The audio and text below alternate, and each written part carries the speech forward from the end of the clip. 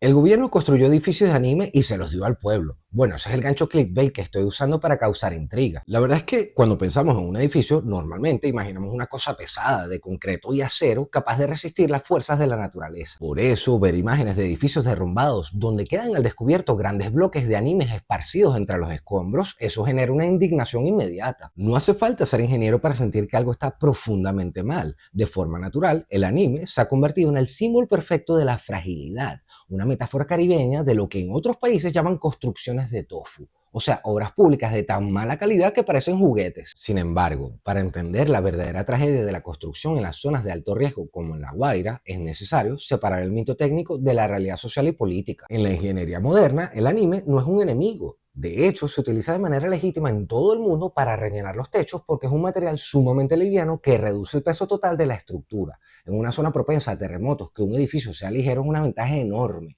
A menor peso, menor es la fuerza con la que el sismo sacude y destruye el edificio. El anime también sirve como un excelente aislante térmico contra el sofocante calor costero de La Guaira. En teoría, una pared o un techo que utiliza anime bajo las normas y técnicas correctas, reforzado con mallas de acero y cubiertas con concreto de alta resistencia, es un sistema seguro y duradero. El problema no es el anime en sí, sino el vacío que dejó al descubierto cuando los edificios colapsaron. El anime se convirtió en el símbolo del desastre porque fue el testigo silencioso que sobrevivió para denunciar que el cemento y el acero, o sea, los verdaderos soportes de la estructura, eran de pésima calidad. Aquí es donde el paralelo con las construcciones de tofu de otros países se vuelve exacto. En ambos escenarios, el colapso de las edificaciones no se debe a la falta de tecnología, sino a una cadena de negligencia y corrupción. Para abaratar costos o acelerar los tiempos de entrega, se cometen tres pecados capitales en la construcción. Se altera la mezcla del concreto añadiendo más agua o arena de la debida, lo que hace que el cemento se pulverice con facilidad. Se reduce la cantidad o el grosor de las cabillas de acero que dan flexibilidad a la estructura y se permite la construcción en terrenos inestables o cauces de ríos que jamás debieron ser urbanizados de esa forma. Cuando un deslave de tierra o un sismo golpea un edificio construido bajo estas condiciones de precariedad, el concreto deficiente se quiebra como una galleta. Al desaparecer la delgada costra de cemento, los bloques de anime del interior quedan expuestos ante los ojos del mundo. Para el ciudadano común, ver ese plástico es la prueba irrefutable de una estafa, la confirmación visual de que las promesas de una vivienda segura eran tan vacías como el material que quedó entre los escombros. Y es que lo que tenemos que entender es que la tragedia de La Guaira no es solo un colapso estructural, sino un reflejo de algo mucho más profundo: la corrupción de nuestras instituciones, la indiferencia ante la vida y la desconexión entre una secta que secuestró a nuestro país y la realidad en sí misma. Cada bloque de anime, cada estructura construida sin respeto por las normas simboliza no solo un fallo técnico, sino un fallo moral que valora más una agenda política que la vida de las personas. Por eso la siguiente pregunta es tan importante: ¿hasta qué punto estamos dispuestos a aceptar que la negligencia, la corrupción y la falta de cumplimiento de la ley nos lleven a tantas tragedias? La construcción de viviendas seguras y duraderas requiere más que voluntad, requiere un marco legal firme, una institucionalidad que haga cumplir las normas y sanciones severas para quienes las violen. La ley y el orden no son solo palabras, son pilares indispensables para proteger vidas humanas. Cuando quienes incumplen las normas actúan sin consecuencias, se alimenta una cultura de impunidad que termina cobrando vidas inocentes, justo como pasó ahora. Cuando las normas sí se siguen, podemos observar el efecto contrario, y esto lo podemos ver en los edificios que sí quedaron en pie en La Guaira. Regresé a Puerto Viejo, donde están las residencias en ruinas menos una, y voy a grabar a Elías, uno de los ingenieros que trabajó en el único edificio que quedó en pie, como si no hubiera pasado nada.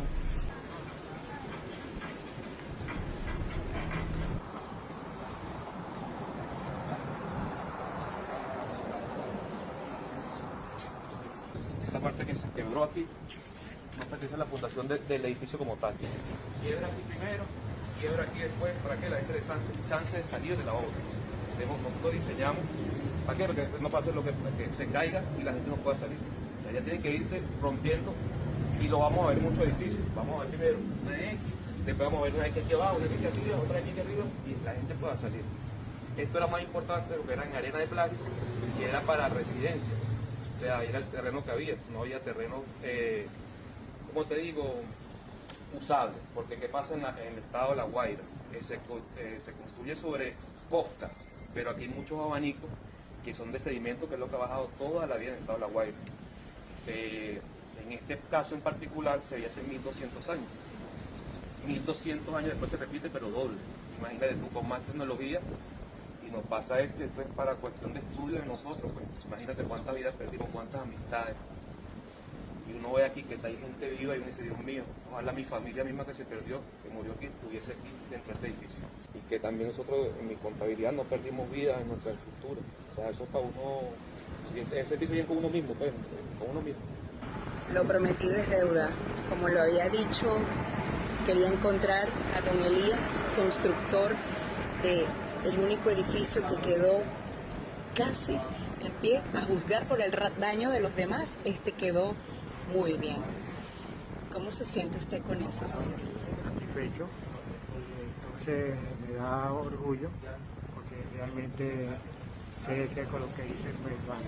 Este tipo de personas que con su voluntad propia sí siguieron las normas, lograron salvar vidas. Es verdad que el edificio quedó en muy mal estado, pero por lo menos quedó en pie. Y eso es lo mejor que puede suceder en este tipo de situaciones. Trágicamente, la mayoría de los edificios en toda esa zona no corrieron con la misma suerte. Y eso demuestra la poca calidad que tenían todas esas construcciones. Pero ustedes saben qué es lo más arrecho de todo esto. Y no es algo técnico, es algo más siniestro. Y es que algunos chavistas están negando esta realidad y le están echando la culpa a la gente que vivió en esas viviendas diciendo y que no se leyeron el manual. Mira, de pana. Mucha gente dice, es que esos apartamentos que dio el Estado están mal construidos. Pero ¿y si te dijera que el problema no fue la ingeniería, sino que ignoramos por completo el manual de usuario? Sí, aunque no lo creas, los edificios vienen con instrucciones. Hace poco estuve en el urbanismo Hugo Chávez. Conversando con la gente de la zona, me topé con alguien que vivió la historia desde adentro. Un obrero que trabajó en la construcción de esos mismos bloques y me aclaró una realidad bastante incómoda. Resulta que estos apartamentos se entregaron con un manual de convivencia y seguridad estructural, una guía clarita de lo que se podía y lo que no se podía hacer dentro de las viviendas. Pero a veces el yo resuelvo le gana a la prudencia. El manual tenía 3 advertencias que muchos decidieron ignorar. Primero, el tanque de agua va afuera. El agua pesa muchísimo. Un tanque de 1000 litros es literalmente 1 tonelada extra. El manual prohibía meterlos dentro de los apartamentos. La norma era colocarlos afuera y conectar tuberías, pero la gente prefirió meter tanques gigantes en los lavaderos o los baños. Segundo, nada de pisos pesados. Estaba prohibido vaciar sobre pisos de cemento, mármol o porcelanatos de gran espesor. Y tercero, 0 cocinas de mampostería pesada. Las estructuras simplemente no estaban diseñadas para soportar ese peso muerto en cada piso. ¿Por qué tantas reglas? No era por capricho. Estos edificios se diseñaron para ser livianos, térmicos y sobre todo antisísmicos. ¿Qué significa esto? Que ante un terremoto fuerte, la estructura es flexible. Las paredes se pueden caer, sí, pero el edificio no colapsa sobre ti. Está hecho para salvar vidas, pero al meterle toneladas de porcelanato, cocinas de concreto y tanques de agua en cada piso, alteramos por completo el peso calculado. El resultado, edificios que empezaron a ceder y a hundirse por sobrecarga. Al final, es muy fácil culpar a la obra, pero la seguridad estructural es un compromiso de todos. Vale la pena poner en riesgo tu vida por un piso de porcelanato o un tanque mal ubicado. La arquitectura nos da el espacio, pero la cultura ciudadana es la que sostiene las paredes. ¿Cómo se puede ser tan desgraciado para decir que los edificios colapsaron porque la gente no se leyó un manual de usuario? Aunque sea verdad que la gente pusiera tanques de aguas muy pesados en sus apartamentos, eso no explica cómo los edificios se cayeron como unas panquecas, justo como lo vemos en las imágenes satelitales. Como mucho hubiera hecho un hueco grande ahí en el piso, pero no hubiera causado todo el derrumbe de un edificio entero.